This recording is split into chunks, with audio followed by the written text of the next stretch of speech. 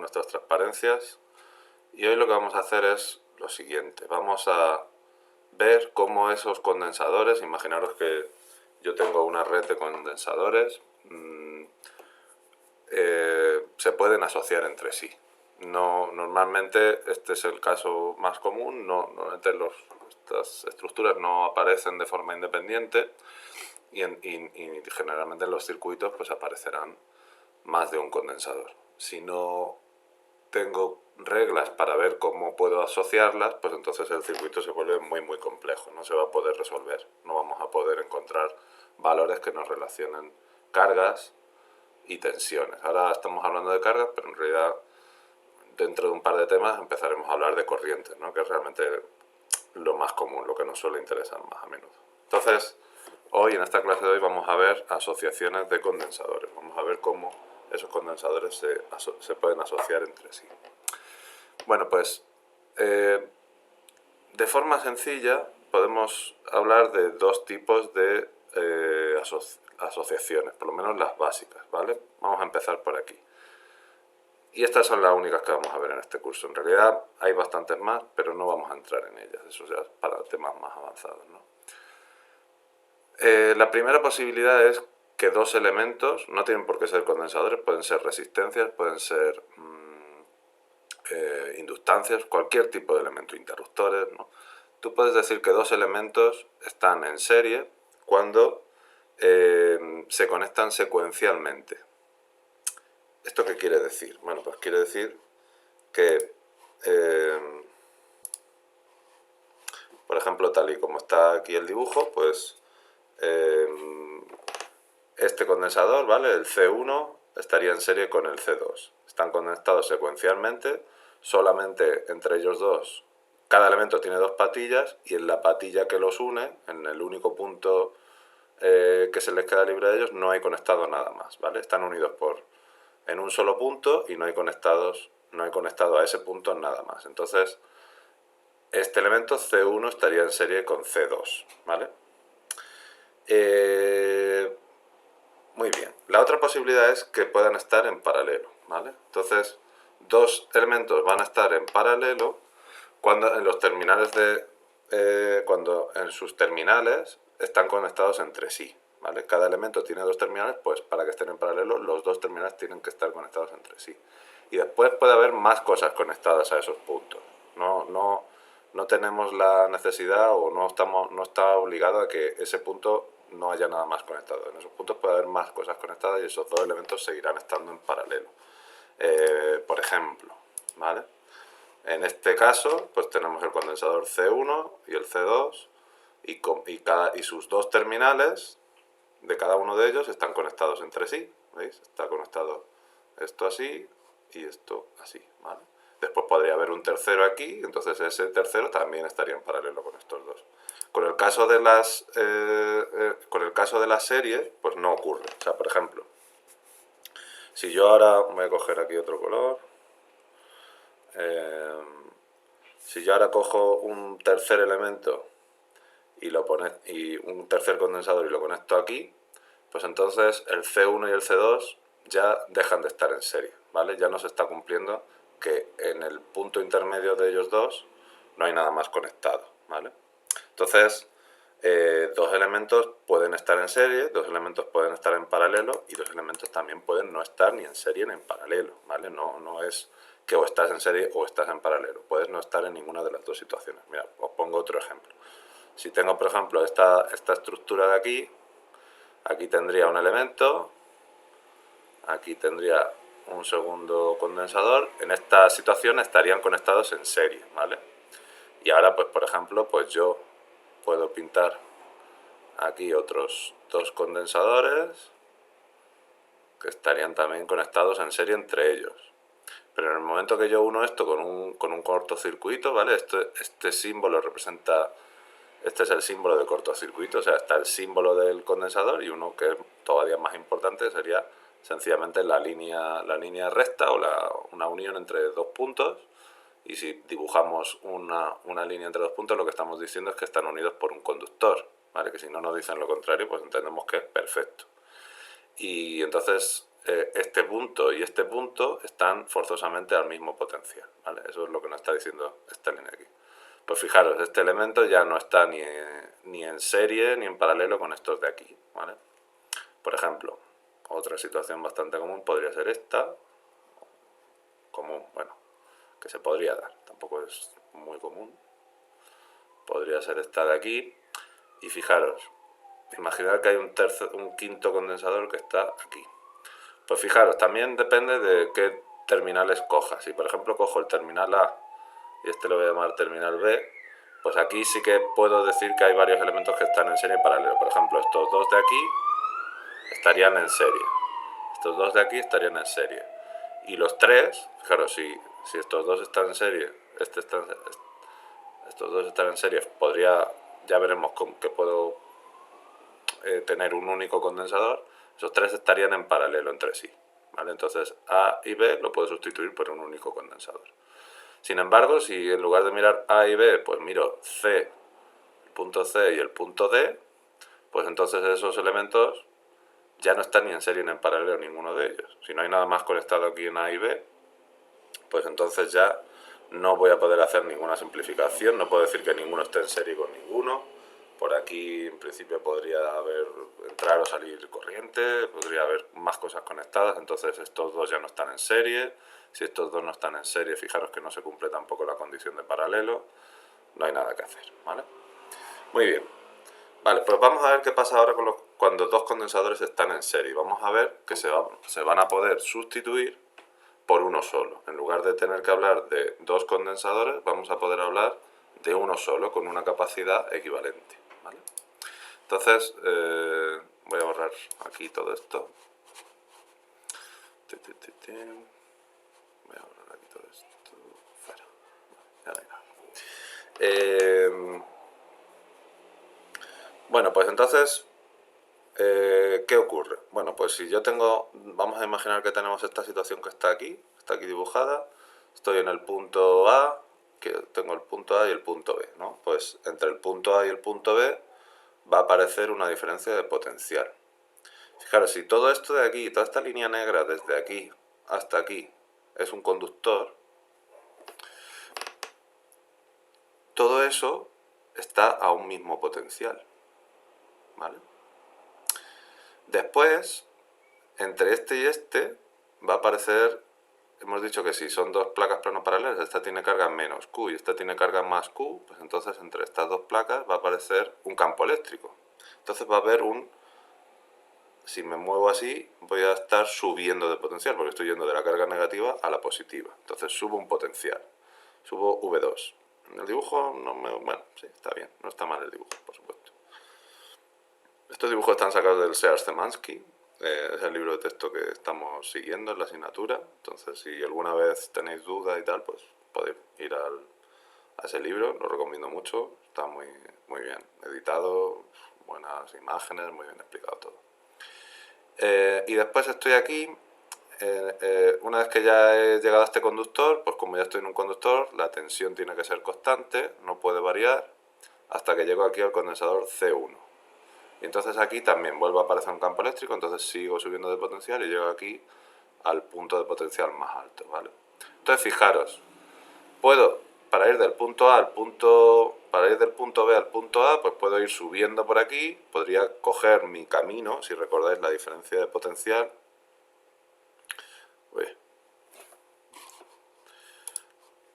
La diferencia de potencial, perdón.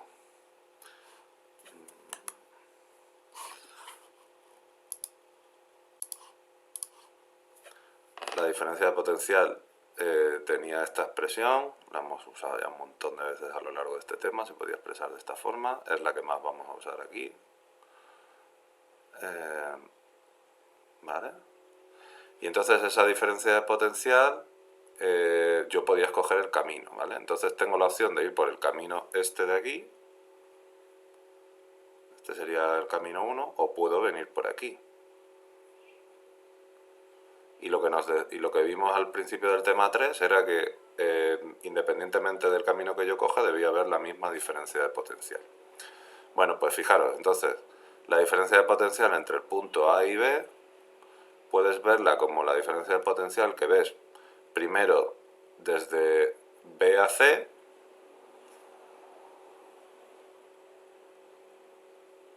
lo escribo así porque es BVB menos VC, ¿vale? Entonces por eso se escribe primero la C y más la diferencia de potencial entre A y C, ¿vale? Muy bien, si os fijáis, pues aquí estamos llamando VCB a la diferencia de potencial que aparece en el primer condensador, porque solamente esa diferencia de potencial solamente es la que se produce aquí, en este cachito, ¿no? en V2, ¿no? Entonces esto sería V2 más V1, ¿vale? Muy bien. Vale, por otro lado, entonces, resumiendo, mi objetivo va a ser sustituir estos dos condensadores por un solo condensador, ¿vale? Entonces, ya he visto que ese único condensador, si yo todo esto en lugar de verlo así, lo quiero ver como un único condensador, vamos a llamar VAB, a la diferencia de tensión que va a aparecer en los extremos de ese condensador. No me interesa lo que tenga dentro, ¿vale? Yo solamente quiero estudiarlo o verlo desde el terminal A y desde el terminal B, pues ese V equivalente o esa caída de tensión equivalente la puedo descomponer entre V2 y V1, ¿vale? Y ahora V1 y V2, ¿qué tienen que cumplir también? Pues, fijaros, podemos verlo así, a mí me gusta verlo así. Imaginaos que ese cable, el cable VB, ese tan gordo, perdón, no tan gordo, lo voy a dibujar como un cable súper gordo, ¿vale? Y después tengo aquí la placa del condensador, pero yo sé que eso es un conductor. Y aquí está la otra placa del condensador. Bueno, en realidad no hace falta dibujarlo como un cable gordo, eso, no sé. Una cosa que yo alguna vez me lo he imaginado así, pero tampoco es imprescindible, ¿vale? Entonces, el punto B sería cualquier punto de ese conductor o el potencial, claro, cualquier punto de este conductor va a estar al mismo potencial, cualquier punto de este conductor va a estar a otro potencial, y fijaros, si aquí acumulo una carga menos Q y aquí acumulo una carga más Q, si yo supongo que este conductor estaba inicialmente descargado, pues fijaros, por la ley de Gauss, toda la carga que se acumula aquí tiene que tener una carga de signo contrario en este lado de aquí. Pero es que como inicialmente estaba descargado, pues en este lado de aquí, que es el único sitio donde se va a poder acumular carga, tiene que tener carga menos Q. ¿Vale? ¿Qué quiere esto decir? Que la carga que tengo en el condensador 2 y la carga que tengo en el condensador 1 tienen que ser iguales, ¿vale? Tienen que ser iguales y tienen que tener un valor Q. Entonces, si la carga de el condensador 1 y el condensador 2 son iguales, pues yo puedo utilizar la fórmula que es fundamental en este tema, que era esta de aquí, y fijaros que de aquí puedo despejar V, y entonces tengo Q partido por C. Y ahora en esta fórmula de aquí, en esta formulita de aquí, ¿vale? Pues vamos a sustituir esta formulita de aquí, ¿vale? La fórmula que es esencial de este curso, con una flechita. Entonces esto de aquí también lo enchufo aquí, se junta con esto, y entonces me queda que la tensión equivalente, pues ahora será la carga, que va a ser la misma en todos los conductores, partido por la capacidad equivalente de esa nueva estructura, de este condensador, que va a tener una capacidad equivalente, y eso tiene que ser igual a la tensión 2, que es la carga Q sub 2 partido C sub 2 más Q sub 1 partido por C sub 1.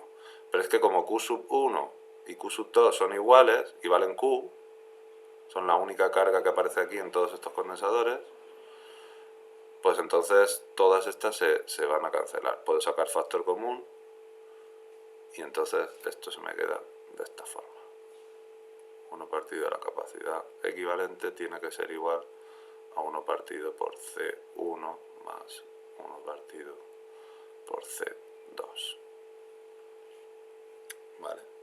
Entonces, siempre que me encuentre dos condensadores en serie, como puede ser esta situación de aquí, pues esto va a ser lo mismo que si tuviera un único condensador con una capacidad equivalente que tiene esta fórmula de aquí. Esto es C1, esto es C2, esto sería una capacidad equivalente que la calculo utilizando esta forma. Si tuviera más, si tuviera n condensadores,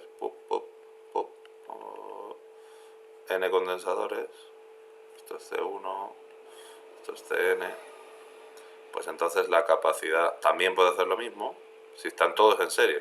La única condición es que estén todos en serie unos con otros. Y en este caso, pues la fórmula que tengo que utilizar sería un poquito más general. La capacidad equivalente sería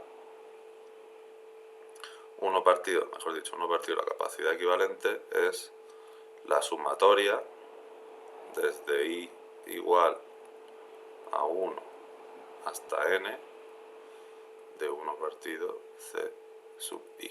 ¿Vale? Muy bien, ahora vamos a ver una cosa. La capacidad equivalente de dos condensadores la podéis utilizar aquí, así, con esta fórmula, ¿no?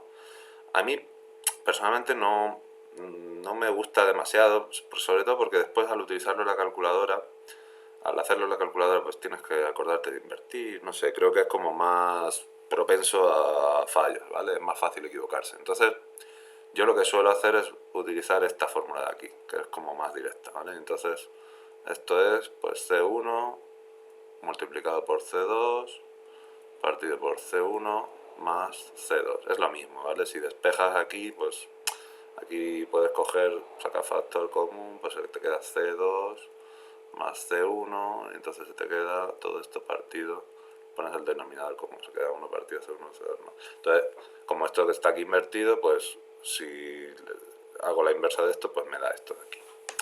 Fijaros, esto de aquí pues es capacidad al cuadrado, ¿no? Estos son faradios, por faradios, pues faradios al cuadrado dividido por faradios, ¿no? Que es la suma de, sumo dos cantidades que están expresadas en faradios, pues la unidad de esa suma sigue siendo faradio. ¿Vale? Entonces, en resumen, pues esta fórmula es la que tenemos que utilizar cuando están en serie, ¿vale? Estas fórmulas de aquí.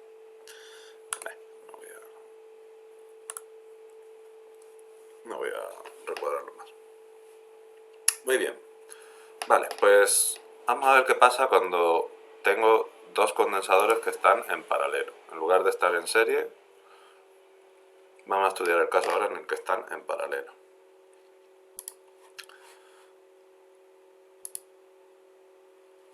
Bueno, pues si tengo dos condensadores en paralelo, pues claro, ahora ya lo que me dice mi fórmula es que la diferencia de potencial para ir del punto A al punto B, bueno, tú puedes ir por este camino, o puedes ir por este camino, o puedes ir por este otro camino,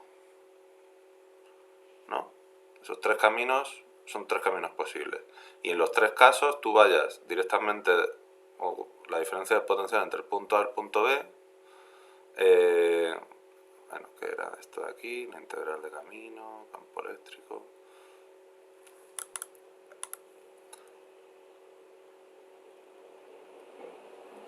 Diferencial de línea. Pues esa diferencia de potencial entre A y B tiene que ser igual a V1 al hecho de haber ido atravesando este condensador, ¿vale? Que tiene que ser igual a V2, ¿vale? Que si hubiera ido por este condensador.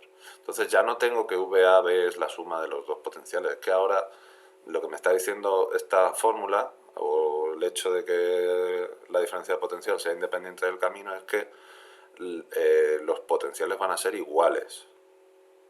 no por un camino la suma de los dos, sino que ahora los potenciales tienen que ser iguales, ¿vale? Y entonces, fijaros, si las potenciales son iguales, pero las capacidades son distintas, entonces la única cosa que me queda libre es la carga. Ya las cargas, si las capacidades no son iguales, no tienen por qué ser iguales. Q1, en principio, en general, ¿vale? No, podría serlo, pero en general no tiene por qué ser igual que Q2, ¿vale? Lo que sí que sé es que si yo cuento toda la carga que me queda en el terminal A, fijaros, antes cuando contaba toda la carga que me quedaba en el terminal A, toda la carga que me quedaba en el terminal A era más Q. Y toda la carga que me quedaba en el terminal B era menos Q. Ahora, pues, en el terminal A me va a quedar Q1 más Q2, ¿vale? Y esa es eso. Entonces, en el condensador equivalente, la carga total va a ser Q1 más Q2, ¿vale? Muy bien. Y entonces, por otro lado, pues si cogemos la fórmula de la capacidad igual a la carga partido por la diferencia de tensión, pues tengo que la carga total tiene que ser, la carga total la puedo expresar como C Q es igual a C por V, ¿no? Y entonces, pues, sustituyo esto aquí, tengo que la carga tiene que ser igual, uy, perdón, puedo sustituir aquí, entonces tengo que la capacidad equivalente tiene multiplicado por el voltaje entre A y B, tiene que ser igual a la capacidad C sub 1 por el voltaje V sub 1 más la capacidad en 2 por el voltaje V sub 2. Pero claro, es que todos los voltajes son iguales, todo esto es el mismo número. Si esto es 5 voltios, pues estos son 5 voltios, 5 voltios. Y entonces todos estos voltajes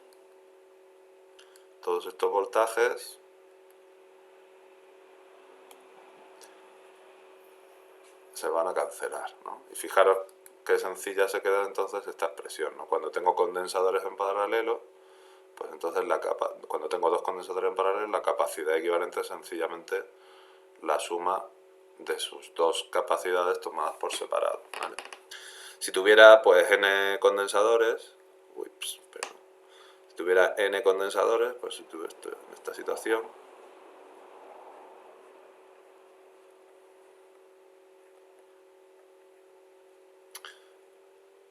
vamos a poner aquí puntos suspensivos, ¿vale? Si estuviera en esta situación, pues entonces la capacidad equivalente es sencillamente la suma de todas esas capacidades. Lo puedo expresar de esta forma, es la sumatoria desde i igual a 1 hasta n de C sub i. ¿Vale? Muy bien, pues nada, ya hemos visto qué pasa cuando tengo dos condensadores en serie, o varios condensadores en serie y varios condensadores en paralelo. Quizás la siguiente pregunta que os hagáis es, bueno, ¿y qué pasa cuando tengo una combinación de ambos? Pues si tengo, por ejemplo, algo así, tengo pues a lo mejor dos condensadores que sí que están en paralelo y después hay otro condensador ahí en serie, ¿no? Bueno, pues en esa situación lo que va a pasar es que yo esto de aquí, o esta parte de aquí, bueno, pues aquí tengo dos condensadores en paralelo, pues este circuito es equivalente a esto de aquí. Aquí habrá pues una capacidad, podemos llamarle C4, esto sería C1, y después fijaros que ya tengo estas dos condensadores, pues ya directamente están en serie. Pues esto lo puedo poner como un único condensador, una capacidad equivalente. Claro, entonces ¿cuál es la estrategia? Pues siempre vamos cogiendo todos los elementos que se pueden asociar entre sí y lo voy reduciendo. Y cuando hago eso, pues quizás sea posible volverlo a reducir y lo sigo reduciendo. Como os dije antes, no siempre va a ser posible. Hay veces que directamente ninguno de esos elementos están en serie en paralelo. Entonces, si no tengo esa suerte, pues no se puede hacer. Si no se puede empezar a reducir por nada, no se puede simplificar, el circuito no se puede simplificar. Habrá que utilizar otra estrategia, que existen, pero no son desde luego tan sencillas como esta. Y si tenéis alguna asignatura de análisis de circuitos, pues ahí lo veréis en más detalle. Vale, pues entonces seguimos con el tema. Vale, vamos a ver ahora, aunque ya lo hemos, creo que lo hemos dicho en alguna ocasión, que los condensadores pueden almacenar energía, ¿vale? Vamos a verlo.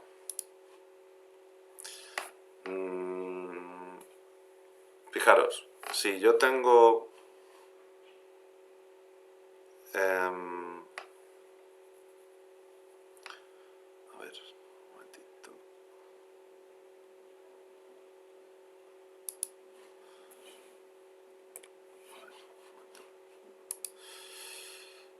Vale, a ver. Si yo tengo, imaginar que tengo un condensador. Yo siempre, a ver, el dibujo y el esquema circuital siempre los dibuja planos y paralelos, pero ya hemos visto, vimos en la última clase, que no tienen por qué ser así. Este es el símbolo de la capacidad. Y la verdad, pasa que siempre que no lo tenemos que imaginar, pues la verdad que como es un esquema tan sencillo, pues casi siempre nos resulta conveniente pensarlo así, pero internamente una capacidad no tiene ni que parecerse, no tiene por qué parecerse ni de lejos a dos placas planas y paralelas. De hecho, eso nunca existe. Ningún condensador comercial se basa en esa estructura porque necesitarías un montón de espacio, ¿vale? Entonces, no nos confundamos en eso, ¿vale? Bueno, pues ahora lo que me pregunto es por la energía que almacena este condensador. Bueno, pues si recordáis en el tema anterior, es que me cuesta mucho ver una C y no poner esto aquí porque estoy tan acostumbrado a utilizarlo. Pues si os acordáis en el tema anterior vimos que la energía potencial asociada a un campo electromagnético o la carga situada en un campo electromagnético, ¿cuál era? Bueno, pues si aquí aparecía, si aquí había una diferencia de potencial V, ¿vale? Vamos a dibujarla. Si aquí había una diferencia de potencial V, pues, y aquí hay una carga Q, ¿vale? Vamos a pensar que aquí hay una carga Q. Pues si recordáis, había una expresión por allí que nos decía que la energía que tenía una carga Q en un potencial V era Q por V, ¿vale? Claro, pero esto sería una única carga, pero fijaros, esta carga a su vez también está contribuyendo a aumentar V. O sea, imaginar una situación inicial en la que esto está prácticamente totalmente descargado. Pues llevar la primera carga me sale gratis. Cuando quiero llevar la segunda, pues entonces esa ya ve un potencial que ha creado la primera, ¿vale? Cuando quiero llevar la tercera, pues ahora son ya dos cargas que están creando una diferencia de potencial aún más grande, ¿no? Entonces, un poco sería una cosa así, ¿no? Así que vamos a verlo un poco de forma un poco así cuantizada. Pues la primera carga me salió gratis. La segunda carga veía la primera carga...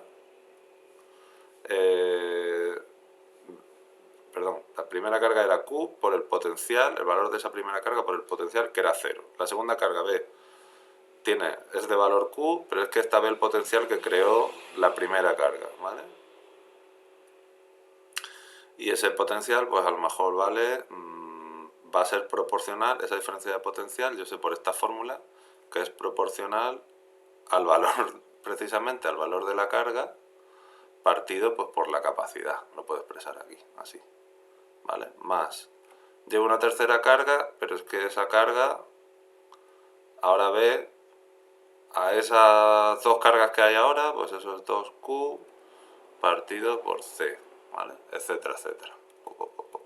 Bueno, pues ya estáis viendo esto, esta operación es una suma infinita en la cual yo tengo que hacer esto hasta que me quede sin carga, hasta que haya contado, pues digamos, todas las cargas Q grandes que yo quiero tener hasta que cargue finalmente el condensador a la carga que yo considere, ¿no? Al valor de carga que yo considere. La forma de hacer eso es utilizando el cálculo infinitesimal, ¿no? Y entonces lo planteo como, a ver, ¿cuánto me costaría un cachito infinitesimal de... ¿Cuánto es un cachito infinitesimal de carga? Bueno, pues un cachito infinitesimal de carga es esa carga infinitesimal que tú has troceado, que estás ahí, eso sería las cargas individuales que estás considerando multiplicadas por el potencial que estás viendo. Lo que pasa que es verdad que ese potencial depende a su vez de la carga, ¿no? Entonces es diferencial de Q por Q partido por C. Fijaros, aquí ahora, bueno, pues quizás ya estoy viendo un poco lo que vamos a hacer. Vamos a hacer esta integral, es la integral del diferencial de U, y entonces lo que yo quiero es contar desde que empecé sin ninguna carga, desde que Q era igual a 0, hasta que Q vale Q grande, hasta que ya he puesto toda la carga que yo quiera poner,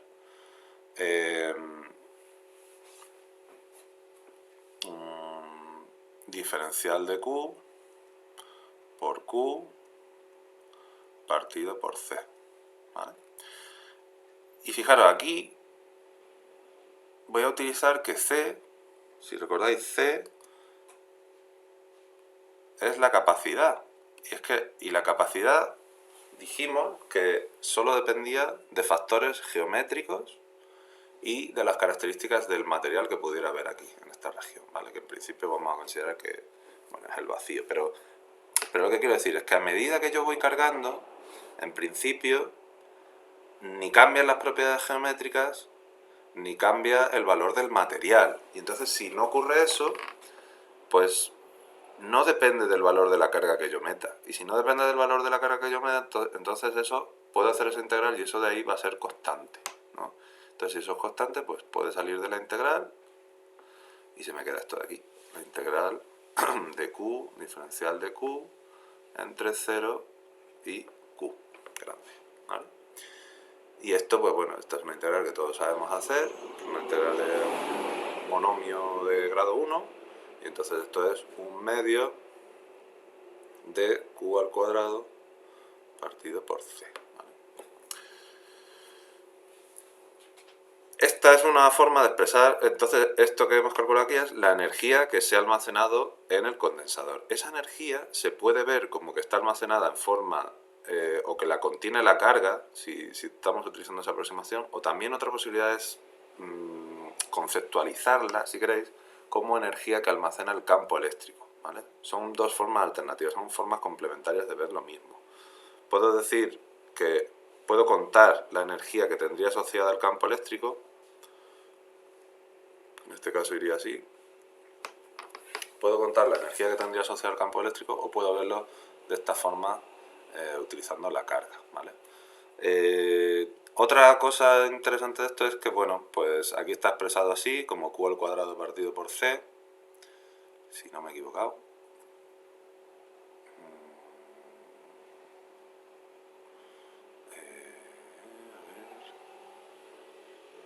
Sí, creo que está bien. Fijaros que puedo sustituir también Q. Puedo, luego, si por lo que sea pues no me conviene tenerlo así, pues puedo tener, puedo despejar, dejar sola la Q en esta expresión, y entonces pues tengo un medio. Entonces esto se queda C por V, y entonces tengo un medio de C por un medio de, sería un medio de C al cuadrado por V al cuadrado partido por C, ¿vale? Entonces esto se va con esto, me queda un medio de C por V. O también, bueno, pues cualquiera de las combinaciones. Puedo expresarlo en función de Q y C, o de C y V, o de V y Q, si quisiera, ¿vale? De hecho, muchas veces he expresado así, un medio de Q por V, ¿vale? Otra posibilidad. Lo que comentaba, puedo ver que la energía la puedo ver como que está asociada a la carga, o la puedo ver exclusivamente en términos del campo. Si me voy al caso del condensador de placas plano paralelas, vimos en el capítulo, en la lección anterior, que la diferencia de potencial para el caso de placas planas y paralelas se podía expresar como E por D, ¿vale? Esto era porque podía coger un camino, si esto tenía una distancia D, si aquí había una distancia D, pues entonces podía coger un camino, y utilizando el hecho de que el campo eléctrico era constante, etcétera, etcétera, pues entonces la diferencia de potencial era sencillamente el valor del campo, la intensidad del campo multiplicado por D. O si queréis, pues V, perdón, el campo eléctrico es V partido por D. Si lo hago así, pues puedo escribir la densidad energética que tengo almacenada aquí, ¿vale? Entonces, fijaros, en esta región, la energía en esa región, que vamos a decir que es, la energía es, o el volumen de esa región es A por D, es el área de las placas multiplicada por la distancia que hay entre ellas. Entonces, si cojo, quiero ver la densidad de energía que hay ahí, esto es una U pequeñita, la densidad de energía que hay sería U por A por D. Y entonces cojo esta expresión de aquí, y esto, sé por otros medios, sé que esto de aquí es un medio de C por V al cuadrado por 1 partido A por D. Y fijaros que C, para el condensador de placas plano paralelas, esto es algo que también tenemos que sabernos, es la permitividad del vacío multiplicado por A partido por D. Entonces esto es un medio de la permitividad por A partido por D por el voltaje, hemos dicho que es E por D, esto sería E por D al cuadrado, partido A por D. ¿Vale? Entonces, fijaros, aquí puedo empezar a hacer unas cuantas cancelaciones.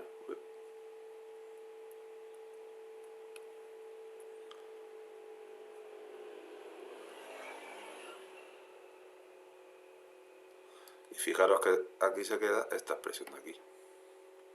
Esto es un medio de E al cuadrado por la permitividad eléctrica. ¿Qué me está diciendo esto? Me está diciendo la densidad energética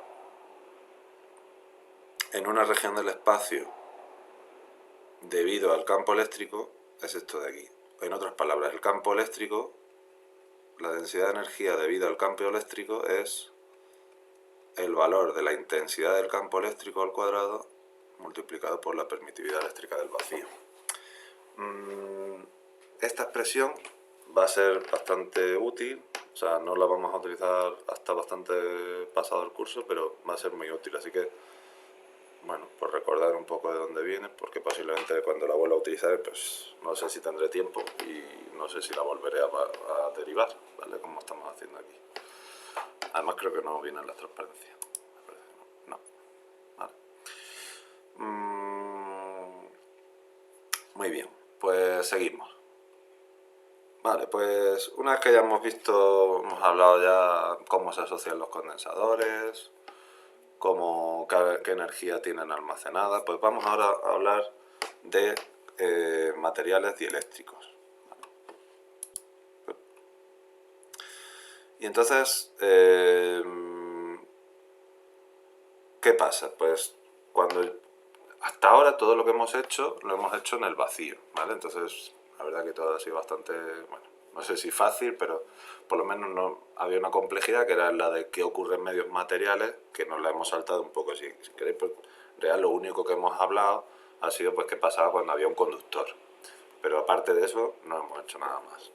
Entonces ahora lo que nos preguntamos es qué ocurre cuando en lugar del vacío pues aparece un material dieléctrico.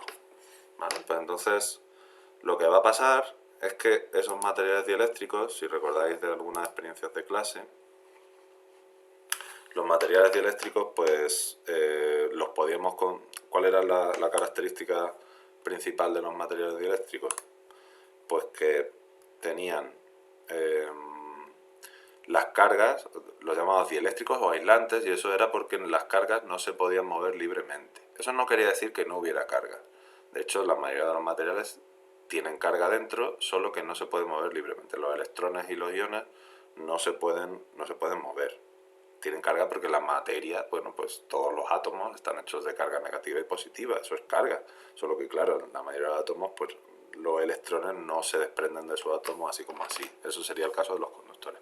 Pero sí que tienen átomos y muchas veces esos átomos forman moléculas que tienen formas, o a lo mejor son sencillamente átomos que en presencia de un campo eléctrico se deforman, las cargas que tienen alrededor se deforman y entonces se pueden ver como dipolos eléctricos. Ya estuvimos también hablando un poquito de los dipolos. Pues tienes dipolos con cargas fijos en el espacio, con cargas positivas, cargas negativas, y en principio están orientados de forma aleatoria, ¿vale? Están así orientados, bueno, uno mirando para acá, otro mirando para allá. Como me resulta aquí con la tablet un poco rollo dibujar así, con tanto detalle, bueno, pues vamos a recuperar, si recordáis, cuando hablábamos del dipolo eléctrico, pues decíamos que podía escribir esto, y esto era equivalente a decir al momento, podía emplear el momento dipolar eléctrico para representar un dipolo, ¿vale? Entonces pues voy a hacer eso a partir de ahora, voy a poner solamente flechitas, ¿vale? Y entonces, en principio están orientados de forma aleatoria. Pero cuando se les somete a un campo eléctrico, vamos a dibujar un campo eléctrico externo, así, parece un campo eléctrico. No, voy a dibujarlo así. Aparece un campo eléctrico. Esto es un campo eléctrico externo que básicamente ni se inmuta cuando pasa a través de un conductor. Y claro, pues fijaros, ahora todos estos dipolos se van a orientar. Bueno, ¿cómo se van a orientar? Las cargas positivas se van a querer ir hacia la derecha. ¿Vale? Hacia la derecha, hacia la derecha, hacia la derecha, hacia la derecha, hacia la derecha, hacia la derecha, hacia la derecha, hacia la derecha, hacia la derecha. Pero claro, si todas se alinean así, pues fijaros que ya en un sitio concreto que yo mire, pues ya las cargas negativas no van a encontrarse posiblemente con una positiva así tan cerca. Bueno, quizá en el centro sí, ¿no? Si yo pinto, fijaros, la positiva de aquí se cruza con la negativa de aquí, estas dos se cancelan más o menos y todas se van cancelando excepto en los bordes. En los bordes pues se va a empezar a acumular carga positiva, carga positiva, carga positiva, carga positiva, carga negativa, carga negativa, carga negativa, carga negativa, carga negativa. Y fijaros que esto lo podemos ver de nuevo como un condensador, si queréis, no como un condensador, sino como dos placas cargadas infinitas, una con carga positiva y una negativa, que justamente la carga que tienen, el campo eléctrico que generan esas dos placas se opone al campo eléctrico que las ha creado, que ha causado que esas placas estén ahí. Si no hubiera campo eléctrico externo, aquí no habría carga. Y aquí no habría carga. Pero cuando hay un campo eléctrico externo, aquí hay carga, y justamente esa carga hace que aquí aparezca un campo eléctrico, si queréis, vamos a llamarlo de momento secundario, ¿vale?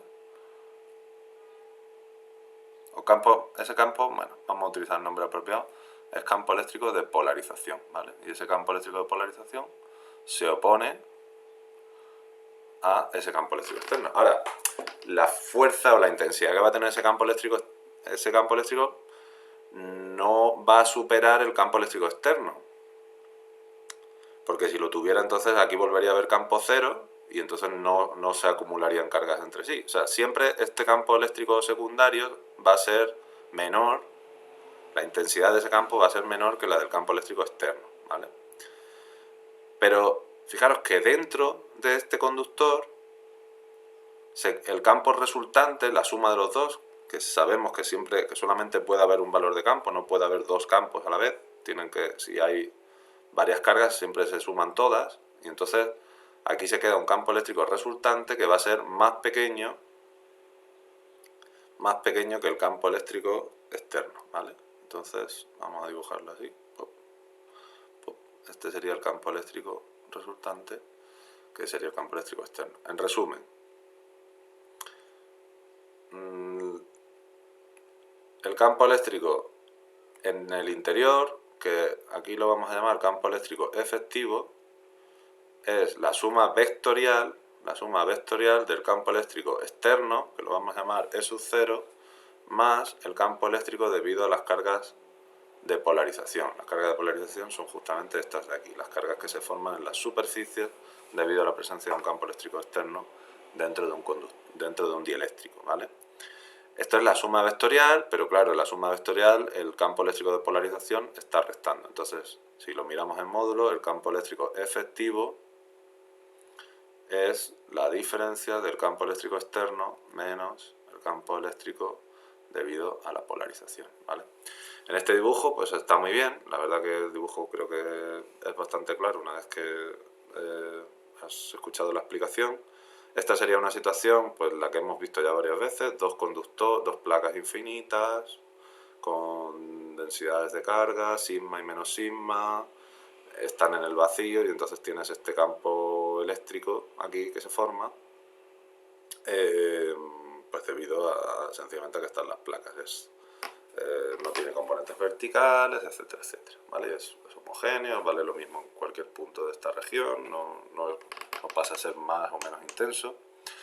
Y sin embargo, cuando metemos en el dieléctrico, pues ocurre justamente esto, pero mejor dibujado, la verdad. Entonces, aquí lo han representado pues poniendo algunas cuantas cargas de polarización que se cancelan un poco a las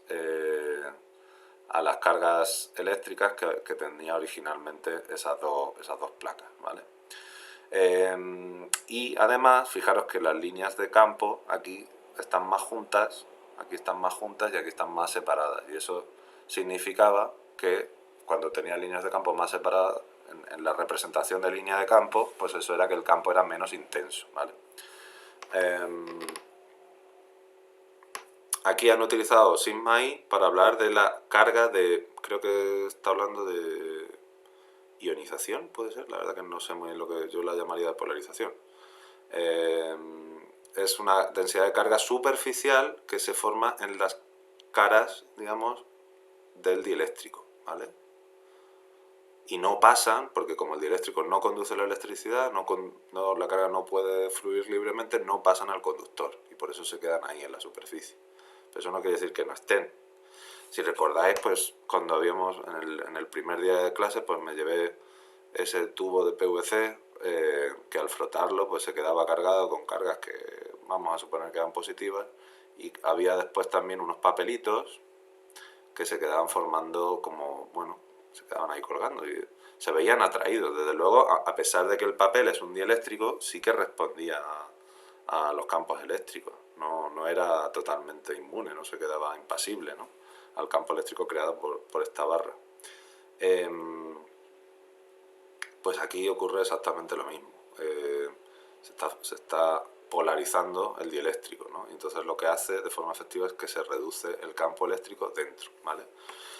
En general, pues cuando hablemos de ese campo eléctrico, digamos, reducido dentro de un dieléctrico, pues en lugar de escribir todo esto, de pensarlo así, pues lo que hacemos es decir, bueno, pues vamos a decir que el campo eléctrico ahí dentro es el campo eléctrico que habría ahí si no estuviera ese dieléctrico partido por un número adimensional, claro, porque fijaros que si esto es voltios por metro, pues esto tiene que ser voltios por metro. Y entonces esto no puede tener dimensiones. Bueno, pues esta es la constante que se llama constante dieléctrica del material, ¿vale? A veces utilizaremos la letra K, de hecho en los libros de texto suele encontrarse como la letra K mayúscula, ¿vale? K. Pero en el electromagnetismo, pues normalmente se utiliza el símbolo epsilon sub R, ¿no? Es la permitividad relativa, entonces esto cuando encuentras es la permitividad relativa del material. Yo personalmente pues utilizo más porque estoy más acostumbrado a él, pero en realidad son sinónimos, la constante dieléctrica de un material y la permitividad relativa de un material, ¿vale? Puede ser que también me hablen de la permitividad a secas, ¿vale? De la permitividad de un material. Entonces, si me hablan de la permitividad de un material, esto es la constante dieléctrica del material multiplicada por la permitividad dieléctrica del vacío, ¿vale? Fijaros, ya vemos por qué se le llamaba permitividad dieléctrica del vacío. Era porque, claro, en el vacío es como si K valiera 1, ¿no? Si K vale 1, y de hecho nunca vale menos de 1. Porque para valer menos de 1 lo que eso significaría sería que estas cargas de polarización, en lugar de acumularse en la derecha y en la derecha las positivas y en la izquierda las negativas, pues ocurre justo al contrario. Y eso pues no se observa nunca en la naturaleza.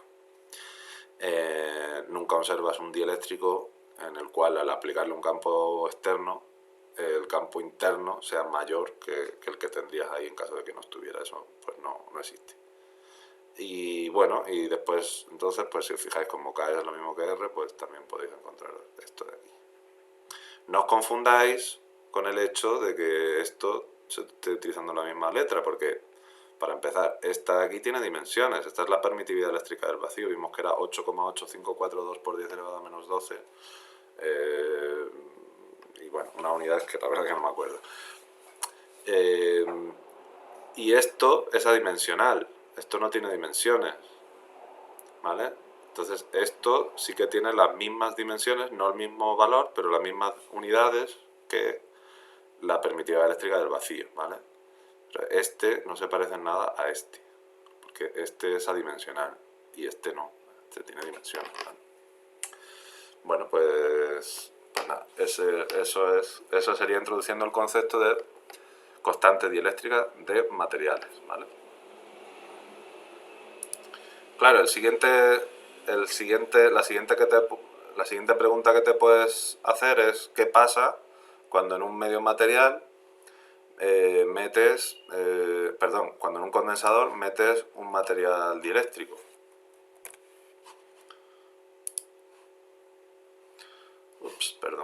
Cuando metes un material dieléctrico. Bueno, pues justamente, fijaros, si lo que estamos hablando, ¿no? Pues voy a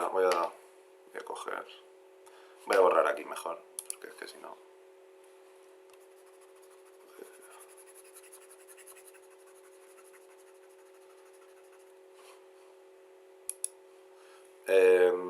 Pues fijaros, en la cuenta que teníamos utilizábamos para calcular la capacidad de este caso de aquí, de esta estructura de aquí, que sería un condensador de placas plano paralelas con un dieléctrico en medio, pues recordad que la cuenta que hacíamos era Q partido por V, pero es que ahora V es E por D, pero es que E es E0 es, perdón, E es E0,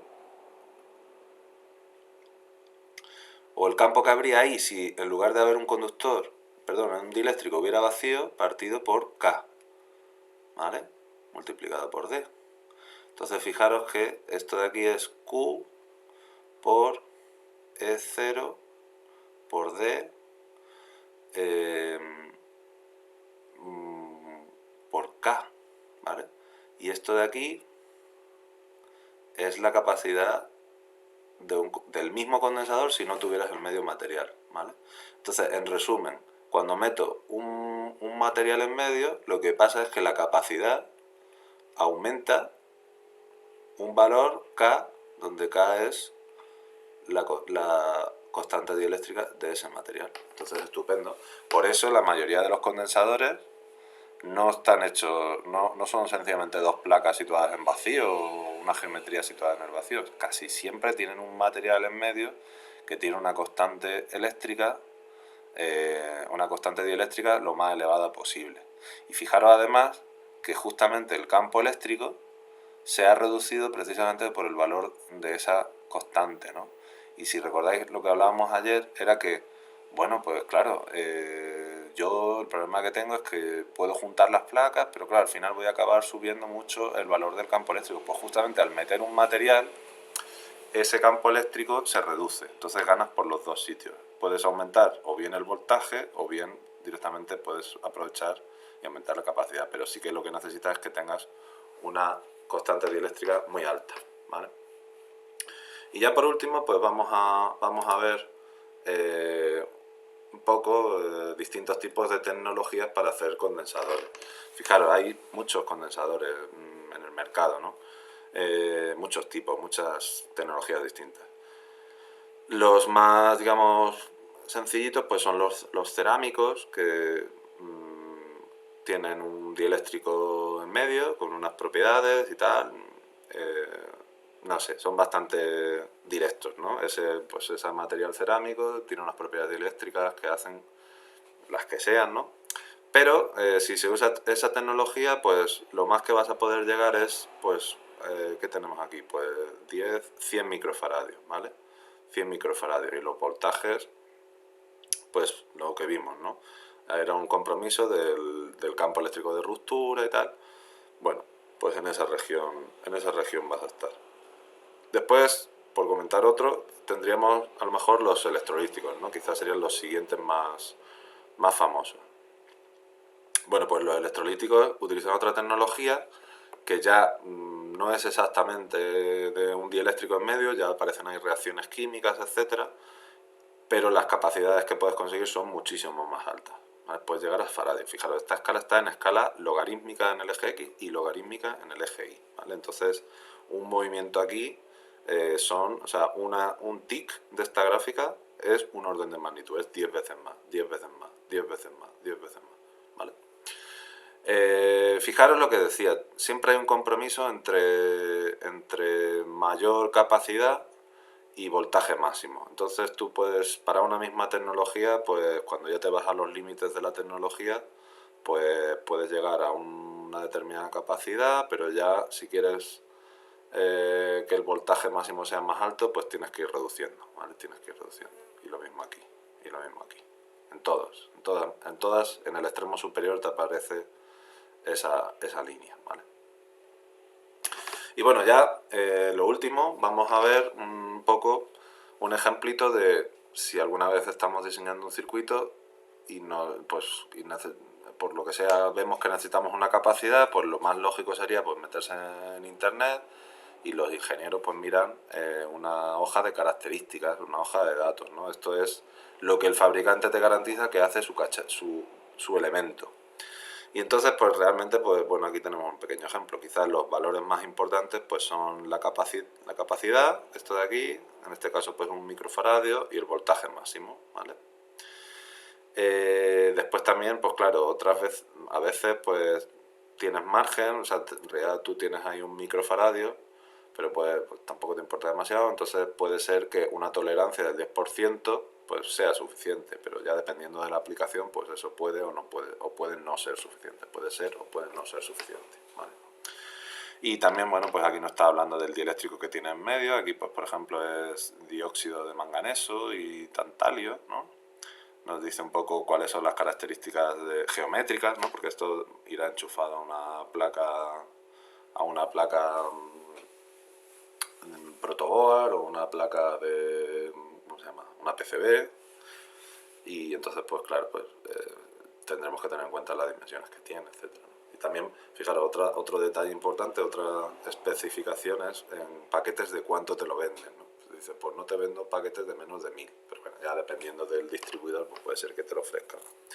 Bueno, pues ya lo dejamos aquí. El próximo vídeo va a ser sobre los problemas, y entonces resolveremos unos cuantos problemas de capacidades para intentar afianzar aún más todos estos conceptos. Pues nada, un saludo y hasta la próxima.